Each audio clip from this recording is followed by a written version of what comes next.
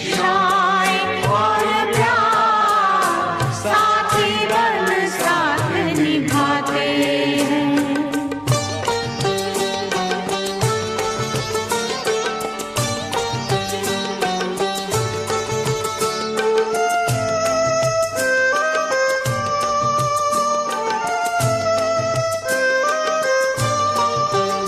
चलते फिरते यूं लागे तू संग हो जैसे हमारे,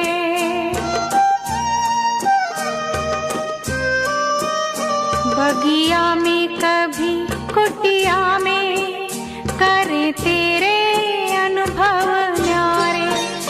मधुबन के कण कण में, मधुबन के कण कण में तेरा ही नजारा पाते हैं। तेरी शिक्षाएं और प्यार साथी बन साथ निभाते हैं।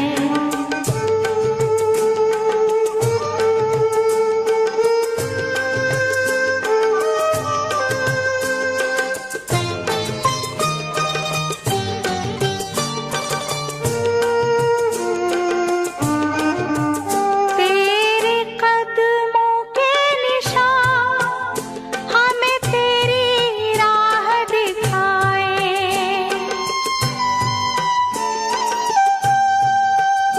संसार में सबकी सेवा करने का पाठ पढ़ाए। तूने जो दिखाई राह, तूने जो दिखाई राह, हम उस पे चलते जाते हैं। तेरी शिक्षाएं और प्यार साथी बन साथ निभाते हैं। मधुबन के वो दिन रात, मधुबन के वो दिन रात बाबा तेरी याद दिलाते हैं। तेरी शिक्षाएं और साथी बन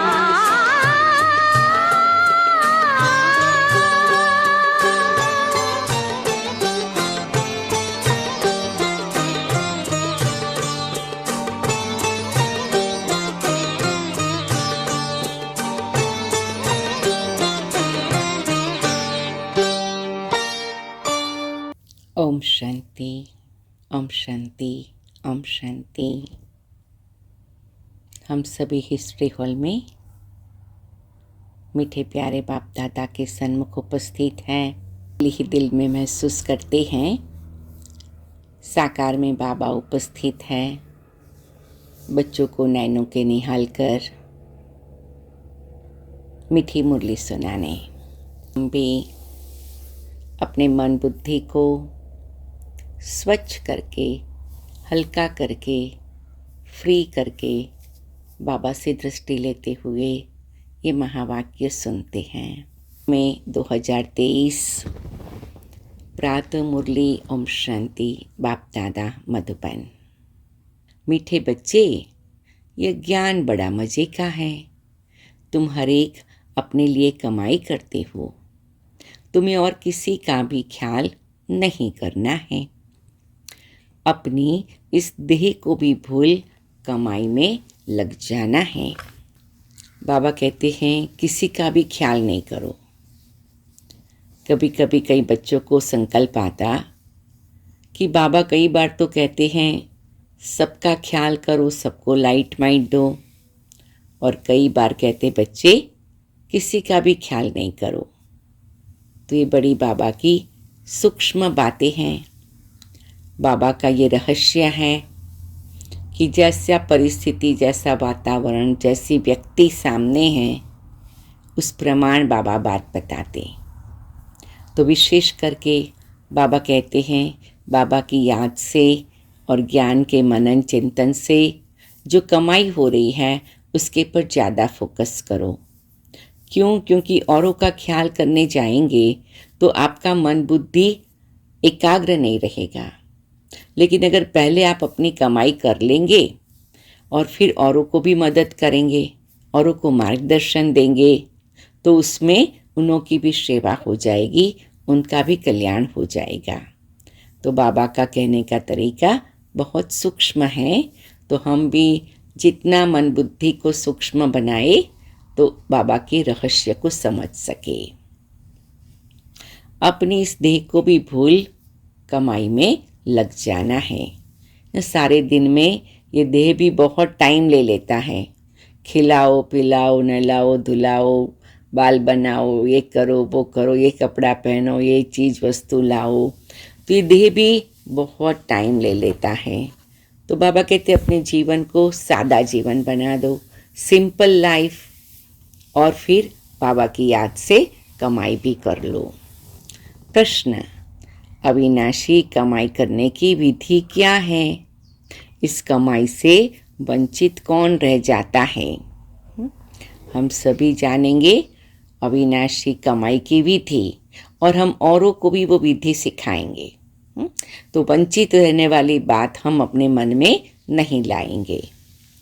उत्तर है, यह अविनाशी कमाई करने के लिए रात को व अमृत वेले जागकर बाप को याद करते रहो। विचार सागर मंथन करो। कमाई में कभी उबासी या नींद नहीं आती। तो बाबा ने जो भी ज्ञान की बातें बताई उसका मंथन करो, मतलब उसका मक्खन निकालो। बाबा ने ये क्यों कहा, कैसे कहा, बाबा का इसमें क्या भाव था, ये बात मेरे जीवन में कहाँ अप्लाई होती है। तो उस प्रकार के खुद ही खुद को प्रश्न पूछकर खुद ही लिखो, तो वो विचार सागर मंथन हो जाएगा। तुम चलते फिरते भी बाप की याद में रहो तो हर सेकंड कमाई है। कितनी सुंदर बात है।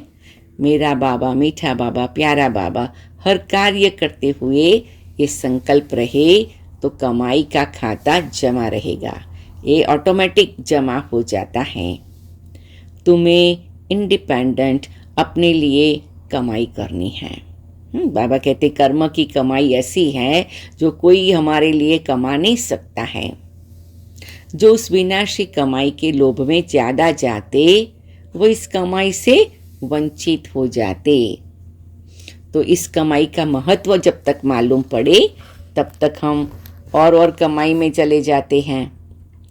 अच्छा, तो गीत है, जाग सजनिया जाग, नवयुग आया आज।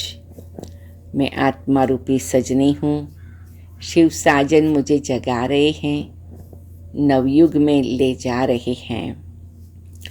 ओम शांति। बच्चों ने गीत सुना, बुद्धि में बैठा, क्या बैठा? साजन कहो या बाप कहो, उनको पतियों का पति क्यों कहा जाता है? अंग्रेजी में ब्राइड्स भी कहते हैं। सजनी को ब्राइड कहते हैं, साजन को ब्राइड ग्रूम कहते हैं। वह है निराकारी साजन। देखो, हम सभी अपने मन और बुद्धि से निराकारी शिव बाबा के समक्ष अपनी ज्योति बिंदु स्थिति में स्थित हो जाए।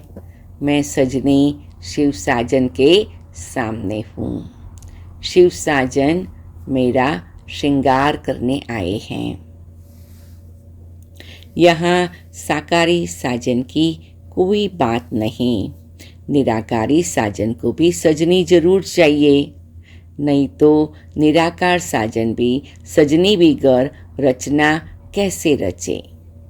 बच्चे जानते हैं वह निराकार किस सजनी द्वारा रचते हैं। हम सबको पता है ना, निराकार शिव बाबा कौन सी सजनी द्वारा रचना रचते हैं। बाबा की सजनी भी निराली है, मीठे प्यारे ब्रह्मा बाबा। वह परमपिता परमात्मा इसमें प्रवेश कर सभी को जगा रहे हैं। बरोबर नवयुग अर्थात सतयुग सचखंड में जाने के लिए हम यहाँ आए हैं। पुराना युग कहा जाता है कलयुग को, तो तुम बच्चों को अनुभव हो रहा है। हम यहाँ आए हैं ज्ञान सागर के पास, रिफ्रेश होने के लिए, सन्मुख धारणा के लिए।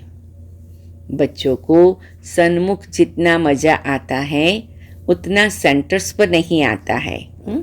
मधुबन में बाबा के सामने बैठेंगे, उसका तो कोई हिसाब ही नहीं है। वो तो एकदम यूनिक बात है, बहुत स्पेशल बात है। और सेंटर्स वाले दूर हैं। यह बच्चों को समझाया है, हर एक आत्मा रथी है और परमपिता परमात्मा इस तन में रथी है। कौन से तन में? ब्रह्मा बाबा के तन में। उनको कहा जाता है परम पिता परम आत्मा। है तो आत्मा न, वह सदैव परे ते परा रहने वाला है। भगवान को जब याद करते हैं तो नज़र जरूर ऊपर ही जाएगी। ओ परम पिता परमात्मा रहम करो। सभी को पता है कि वह ऊपर रहने वाला है। बाप अपने मुकर्रर किए हुए रथ में आए हैं। तो शिव बाबा ब्रह्मा बाबा का रथ मुकर्रर है, उसमें ही आते हैं। कहते हैं मैं कलप कलप इसमें रथी हूँ। कलप कलप ब्रह्मा बाबा के तन में आता हूँ, क्योंकि इस ब्रह्मा रथ द्वारा ब्राह्मण कुल स्थापन करता हूँ। देखो मीठे प्यारे ब्रह्मा बाबा का पाठ कितना वैल्यूएबल है। अगर श्री कृष्ण के तन में आए तो फिर दैवी कुल हो जाए, सतयुग हो जाए। श्री कृष्ण का शरीर तो सतयुग में होता है। बच्चे समझते हैं हमको बेहद का बाप बैठ तीनों कालों का ज्ञान दे त्रिकालदर्शी बना रहे हैं। अंडरलाइन करेंगे, मीठे बाबा आप मुझे तीनों कालों का ज्ञान दे त्रिकालदर्शी बनाते हो। ड्रामा के आदि मध्य अंत का ज्ञान दे रहे हैं। तो शिव बाबा ड्रामा के आदि मध्य अंत का ज्ञान दे रहे हैं। तो त्रिकालदर्शी बनना माना ड्रामा के आदि मध्य अंत का ज्ञान लेना। आदि में क्या है? सतयुग, मध्य में द्वापर, अंत में कलयुग और वर्तमान समय संगम युग। जो घड़ी बीत चुकी बहु रिपीट होगी।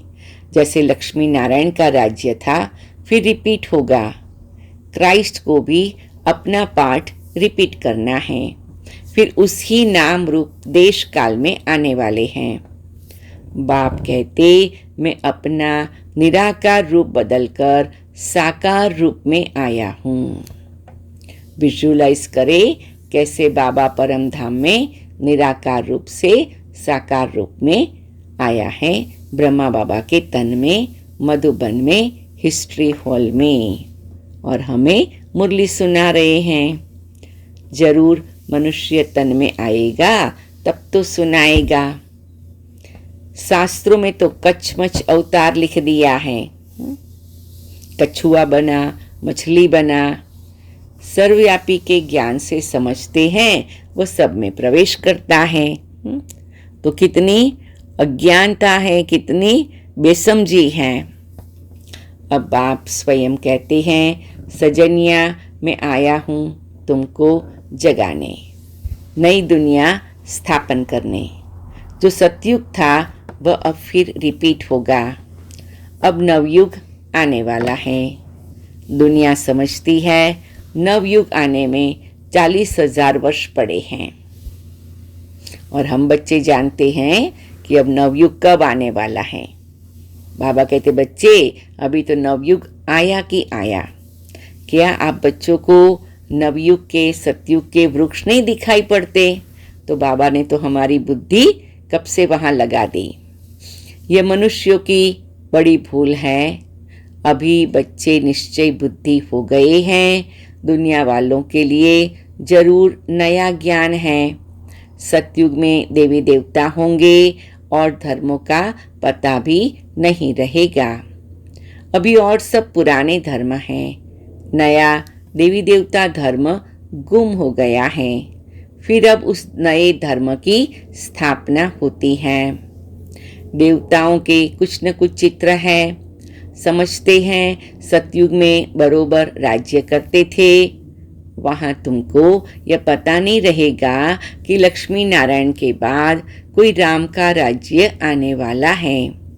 जो कुछ होता जाएगा तुम देखते जाएंगे, हाँ, क्योंकि ड्रामा का पूरा चित्र अभी हमारे सामने है, तीनों काल अभी हमारे सामने हैं।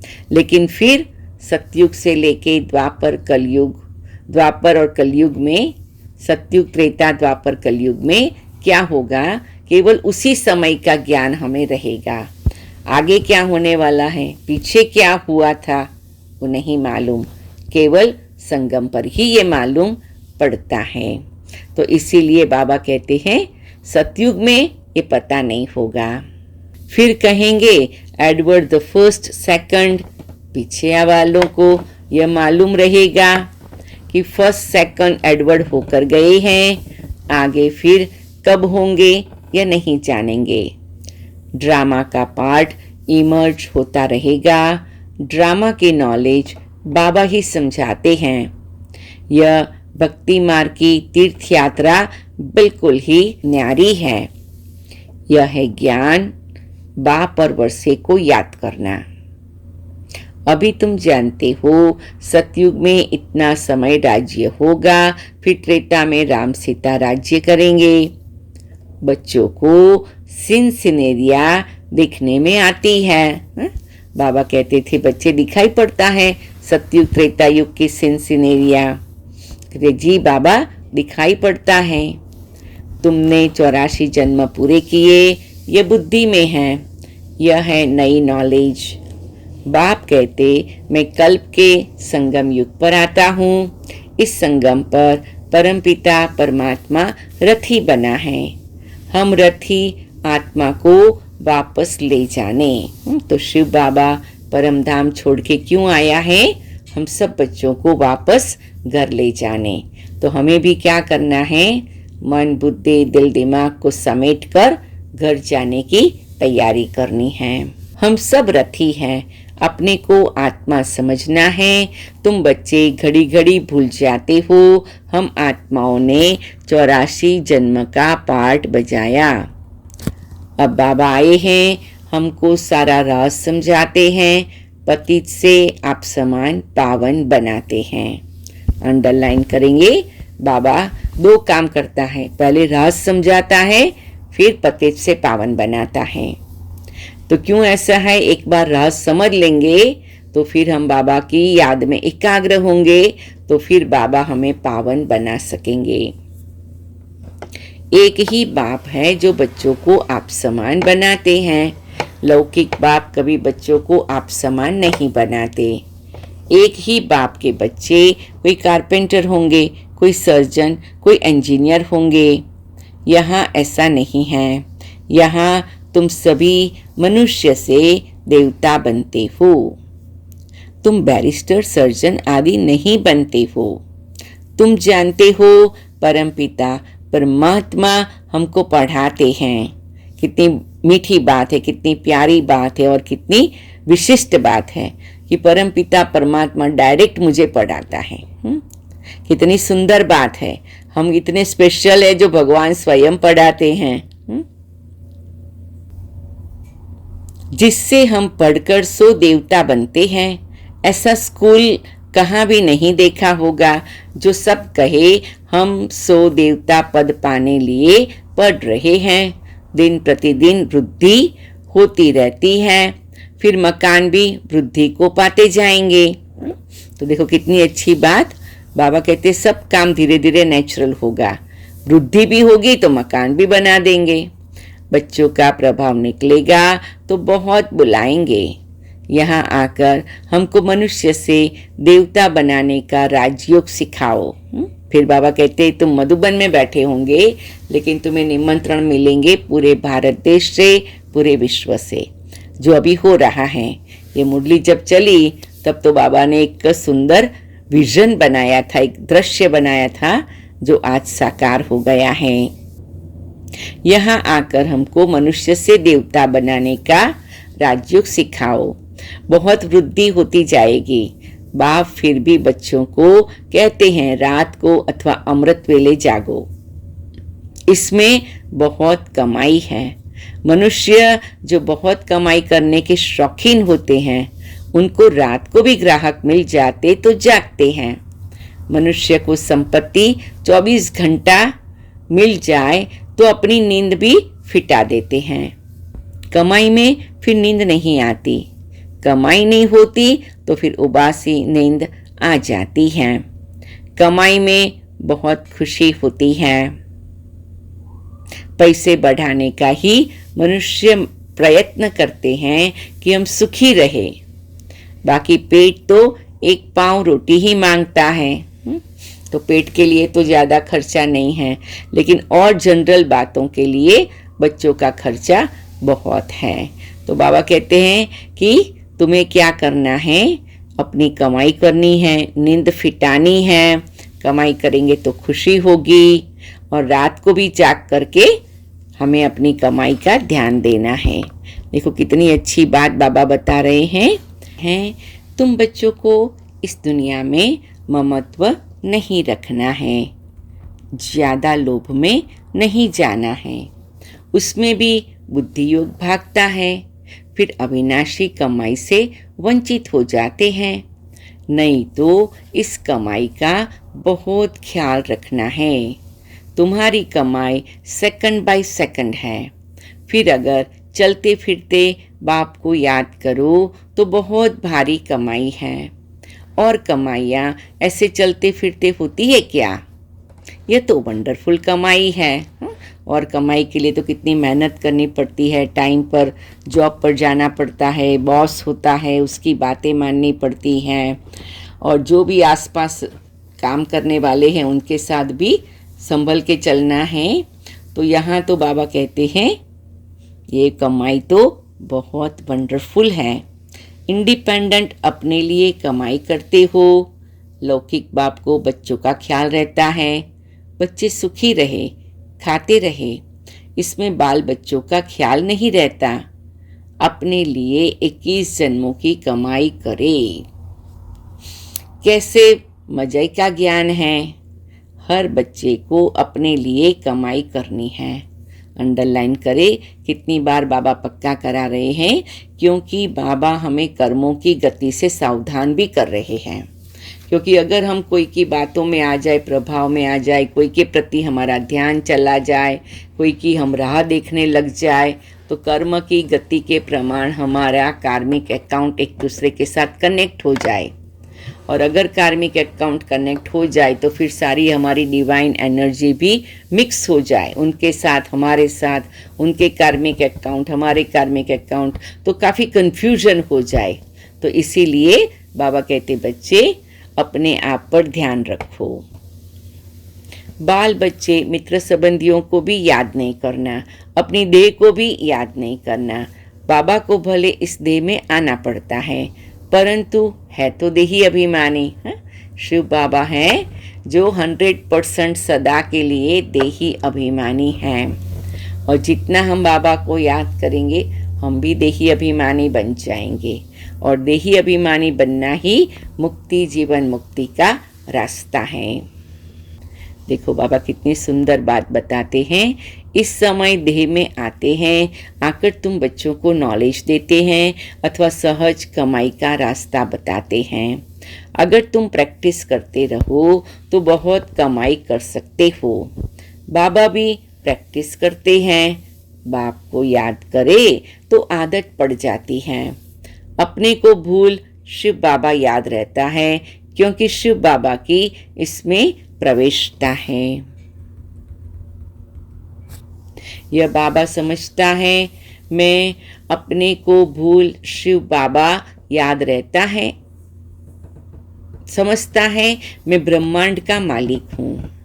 लौकिक बाप के बच्चे को रहता है ना कि हम बाप की मिल्कत के हकदार हैं, तो इस ब्रह्मा बाबा को भी रहता है हम ब्रह्मांड के मालिक हैं। अंडरलाइन करे, ब्रह्मा बाबा ब्रह्मांड के मालिक है तो हम ब्रह्मा कुमार कुमारिया किसके मालिक हैं? हम भी ब्रह्मांड के मालिक हैं।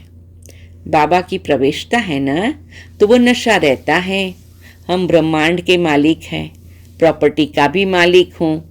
शिव बाबा खुद तो विश्व का मालिक नहीं बनते, मैं ब्रह्मांड का मालिक तो विश्व का भी मालिक बनता हूँ। सो ब्रह्मा बाबा दोनों के मालिक बनते हैं, शिव बाबा केवल ब्रह्मांड के मालिक।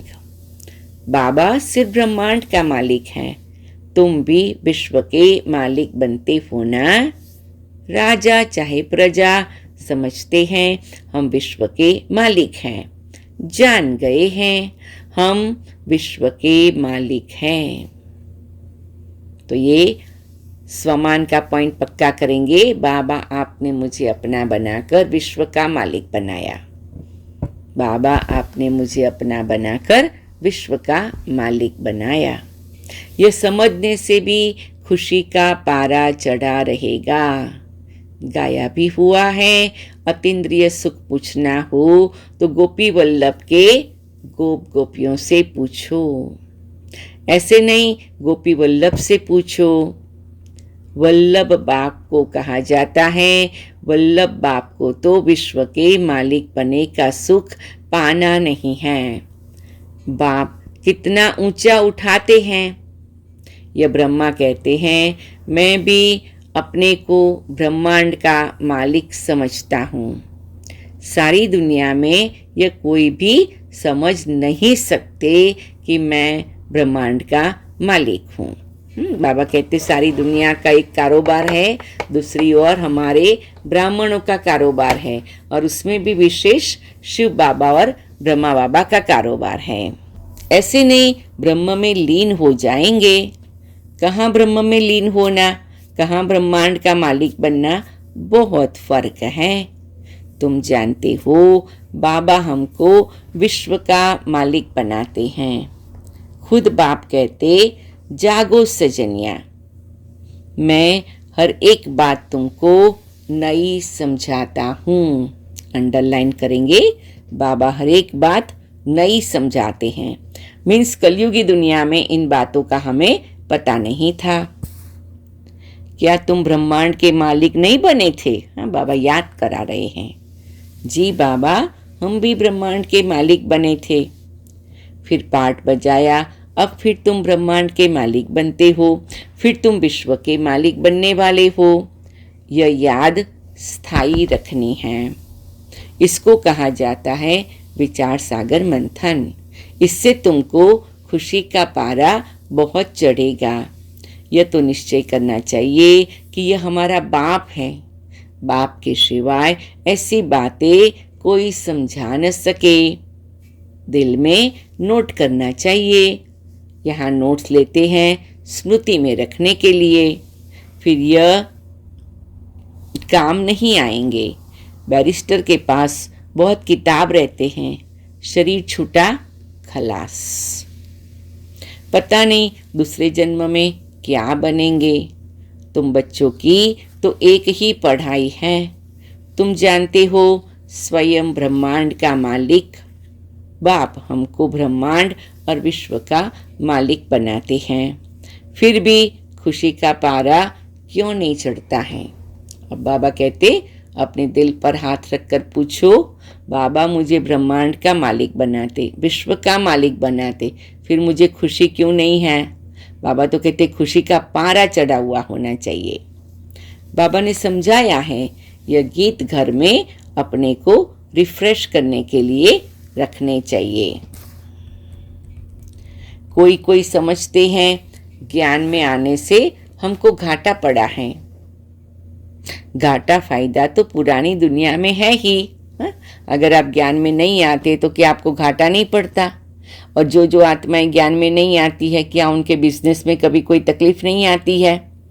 वो तो सभी को होता है। आज कोई वजीर है, किसी ने सूट किया तो खलास, सबको घाटा पड़ता रहता है।